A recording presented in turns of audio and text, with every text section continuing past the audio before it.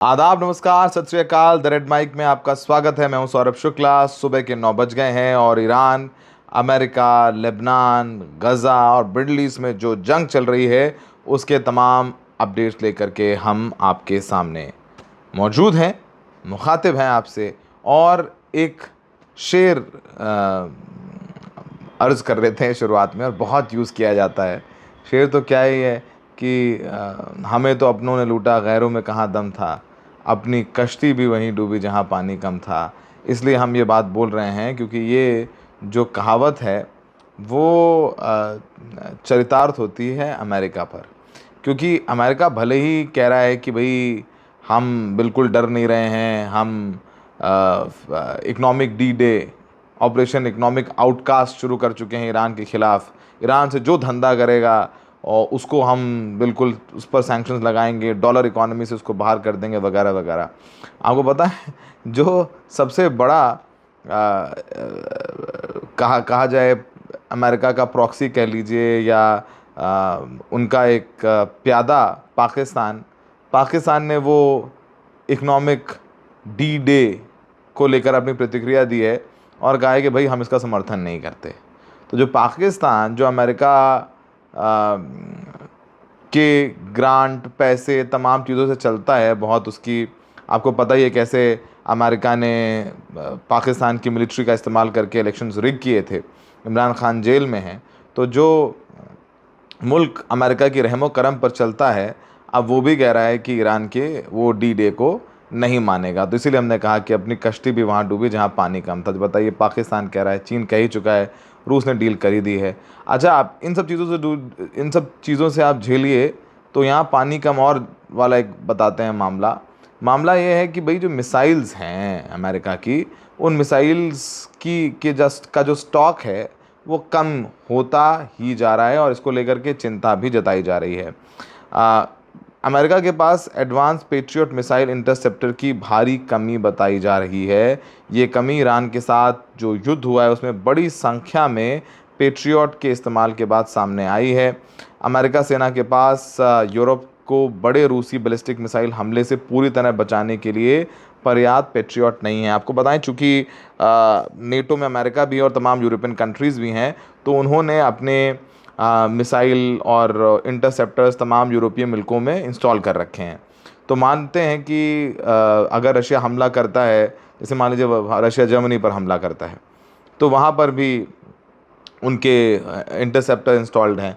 तो अब अगर रूस के हमले से निपटना है तो उसके निपटने भर के लिए उनके पास एडवांस पेट्रियट मिसाइल नहीं, मिसाइल्स कम हो गई हैं। और अगर सीधे रूस नाटो का युद्ध शुरू हो जाता है तो यूरोप की मिसाइल डिफेंस क्षमता कम हो सकती है, उसकी लिमिटेशंस हो सकती हैं। ये बहुत बड़ी चिंता की बात है और पेंटागन ने इसे जाहिर किया है। ऐसी स्थिति में नेटो को लगातार मिसाइल हमलों का सामना करना पड़ सकता है क्योंकि सारे हमले आप नहीं रोक पाएंगे। इस बीच रूस ने ब्रिटेन को सीधी चेतावनी दे दी है। रूस ने कहा है कि यूक्रेन के समर्थन के कारण ब्रिटिश सैन्य ठिकानों को वो निशाना बना सकते हैं, क्योंकि लगातार यूक्रेन को ब्रिटेन डिफेंस इक्विपमेंट सप्लाई कर रहा है। तमाम जो ब्रिटिश सैनिक हैं वो ब्रिटेन की आर्मी से रिज़ाइन करके मर्सनरी के तौर पर यूक्रेन के लिए युद्ध लड़ रहे हैं। तो तमाम तरीके सपोर्ट कर ही रहा है ब्रिटेन यूक्रेन को। तो रशिया ने कह दिया, भैया फिर तुम तैयार रहो, तुम्हारे बेसिस पर हमला करेंगे। और जो रशिया के स्पोक्स पर्सन हैं उनके मुताबिक यूक्रेन के अंदर और यूक्रेन के बाहर मौजूद ब्रिटिश सैन्य ठिकाने भी संभावित लक्ष्य हो सकते हैं। इससे रूस नाटो तनाव और बढ़ने का खतरा है। उधर मिसाइलें कम हो रही हैं, तो अपनी कश्ती भी वहाँ डूबी जहाँ पानी कम था। आप समझ गए होंगे कि हमने ये शुरुआत में क्यों कहा। कल हमने बसंती वाली बात बोली थी तो लोगों को बहुत पसंद आई, तो मैं लगा कि ठीक है, कभी कभी जो बातें हैं वो थोड़ा हल्के फुल्के अंदाज में भी समझानी चाहिए ताकि समझ में आए। वैसे युद्ध है, युद्ध कोई अच्छी चीज़ तो है नहीं। यहाँ आम नागरिकों को जान जाती है और हर एक जान बेहद कीमती होती है। और जो ख़ासकर इज़राइल गज़ा में कर रहा है वो तो अक्षम्य है, उसकी कोई क्षमा नहीं है। अगर ईश्वर की अदालत लगती है मरने के बाद, तो उस अदालत में नेतन्याहू के साथ क्या होगा वो शायद ही हम इमेजिन कर पाएँ, क्योंकि हमने नहीं देखा ये क्या होता। लेकिन अगर होता है तो भगवान ईश्वर ज़रूर एक इंसाफ तो करेगा। एक तो इस दुनिया में होता है कि इंसाफ उस दुनिया में भी होता होगा, और ज़रूर होता होगा। हो सकता है कि ईश्वर वो दंड इनको यहीं दे दे। वो दंड क्या होगा वो इंटरनेशनल कोर्ट ऑफ जस्टिस तय करे, और फिर उससे ऊपर तो एक उस ऊपर वाले की अदालत है, वो भगवान राम की, खुदा की अदालत है, जहाँ पर इनका हिसाब होगा। अच्छा, अमेरिका अब ईरान क्या है कि वो ट्रोल कर रहा है, क्योंकि जो इकोनॉमिक आउटकास्ट ऑपरेशन शुरू किया अमेरिका ने, उसको लेकर के बेसेंट स्कॉट जो फिनेंस मिनिस्टर हैं वो कह रहे थे कि ईरान के लोग स्ट्रगल कर रहे हैं, ईरान की जो सरकार है उसके पास सैनिकों को देने के पैसे नहीं हैं। ये सब सारी बातें वो कह रहे थे। अच्छा, जब वो सारी बातें कह रहे थे कि भाई पैसा नहीं है उनके पास देने के लिए अपने सैनिकों को, गरीबी है, भुखमरी है, अर्थव्यवस्था बुरी हालात में है, तभी उसके बाद ईरान ने एक वीडियो जारी किया जिसमें हाल ही में अमेरिका ने हमला करके एक बायत ब्रिज है जिसे BAYAT, सो बायात भी बोल सकते हैं या बायत बोल सकते हैं।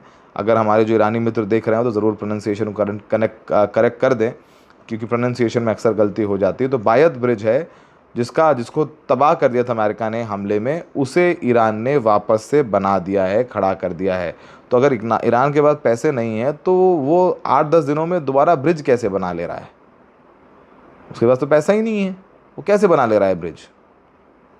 तो ये सवाल उठता है। तो आप कुछ भी कहते रहिए, बहरहाल अब जो गालिबाफ हैं, गालिबाफ ने कहा है कि आप ये कह रहे हैं कि हमारी इकोनॉमी ख़राब है, हमारी स्थिति ख़राब है, तो आप एक ज़रा बात सुनिए।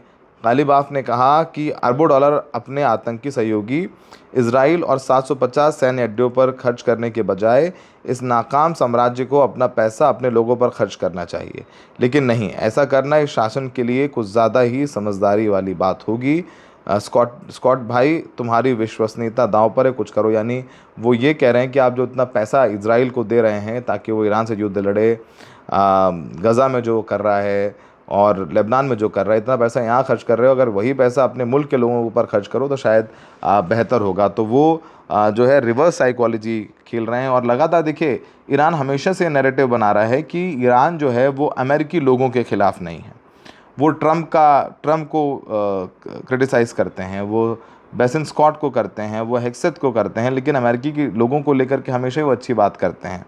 कहते हैं कि अमेरिकी लोगों को सफ़र नहीं करना चाहिए, अमेरिका की नीति की वजह से अमेरिकी लोग सफ़र कर रहे हैं। तो एक माइंड गेम भी है जो ईरान खेलता है।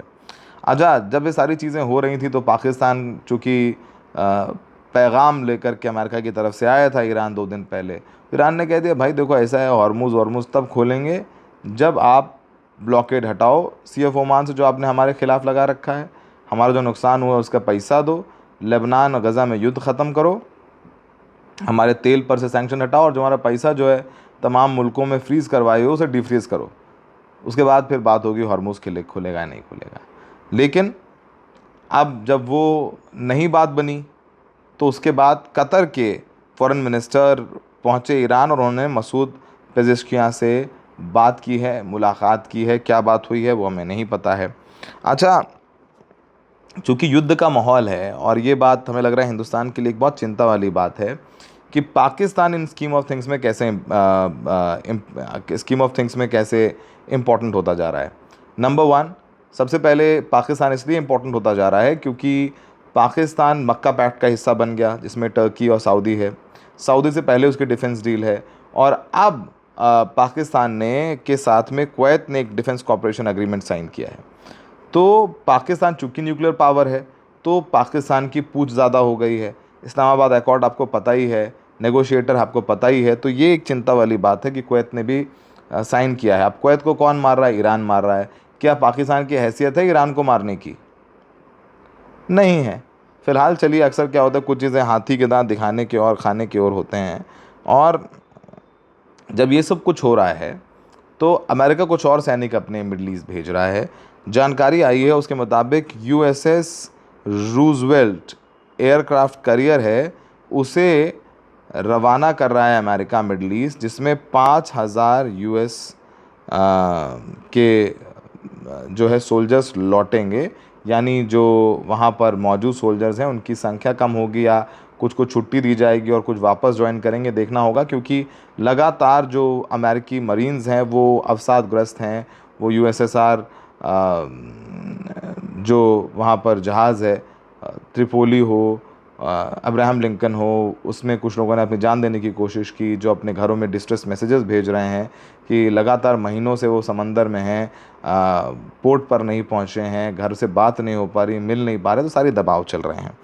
तो बड़ी दिलचस्प स्थिति में पहुँच गया मामला। अच्छा, जब ये सब कुछ चल रहा है और अमेरिका कह रहा है कि खुला हुआ है हॉर्मुज़, तो कुवैत के एक तेल के जहाज़ को ईरान ने हॉर्मुज़ में मारा है। और क्योंकि ये जो तेल टैंकर था वो हॉर्मुज़ में अमेरिका के बताए हुए रूट से जा रहा था, जिसे इसको यूएस एस्कॉर्ट भी कर रहा था, तो उस पर हमला किया है और टैंकर पर आग लगी। और ये भी बताया जा रहा है कि जो हमला किया वो ईरान ने अंडर वाटर ड्रोन से किया। तो अंडर वाटर ड्रोन भी मार रहा है, कब तक बचोगे यार? ऊपर से नहीं मार रहा है तो अंदर से मार रहा है, 300 किलोमीटर दूर से मार रहा है, इस्फहान से मार रहा है। तो हॉर्मुज़ तो जाहिर सी बात है कि उस शक्ल में नहीं पहुंचने देगा ईरान जो 28 फरवरी से पहले था। तो सबसे बड़ा वेपन ही अगर कोई है ईरान के पास तो वो हॉर्मुज़ है, उस वेपन को नहीं जाने देगा। तो हमें लगा कि इस बारे में बताएं, आपको चर्चा करें आपसे, आपकी थोड़ा चक्षु खोलें। तो ये सारी जानकारी है। आज रक्षाबंधन का त्यौहार है, सभी बहनों को बहुत बहुत शुभकामनाएं आपके भाई की तरफ से। आप लोग ही ताकत हैं, हमारी अपनी बहन, हमारी अपनी माँ, उन सबके प्यार आशीर्वाद से हम लोग लगातार मेहनत कर रहे हैं। हमारी एक सहयोगी कलीग इस वक्त चाइना में नेपाल में रिपोर्ट कर रही हैं, फ्लड्स रिपोर्ट कर रहे हैं, हम लोग भी यहाँ से काम कर रहे हैं। तो वो आप लोगों का प्यार है, वो आप लोगों का आशीर्वाद है, वो आप लोगों की दुआएं हैं। और आप लोगों की जो दुआएं हैं वो सबसे ज़्यादा लगती हैं। तो सभी बहनों को बहुत बहुत रक्षाबंधन की शुभकामनाएं। और आज के दिन दुआ करें कि जो नेपाल में सैकड़ों लोग अभी भी फंसे हुए हैं, हमारे हिंदुस्तानी लोग भी हैं, उन सब की सकुशल वापसी की दुआ करें, ताकि वो लोग आएँ वापस अपने घर में, वो अपनी बहन से राखी बंधवा पाएँ, भले ही 2 दिन बाद बंधवा पाएँ, ज़रूर बंधवा पाएँ। तो उन सब के लिए दुआ करिए, हम भी करते हैं। और द रेड माइक पर ख़बरों का सिलसिला जारी है। नेपाल के तमाम अपडेट्स लेकर के आएंगे और कुछ तस्वीरें लेकर के आएंगे जो हमें उस जगह से मिली हैं जहां से लैंडस्लाइड हुई और जहां से पूरा सैलाब उठा था। हमें देखने के लिए बहुत बहुत शुक्रिया। जय हिंद।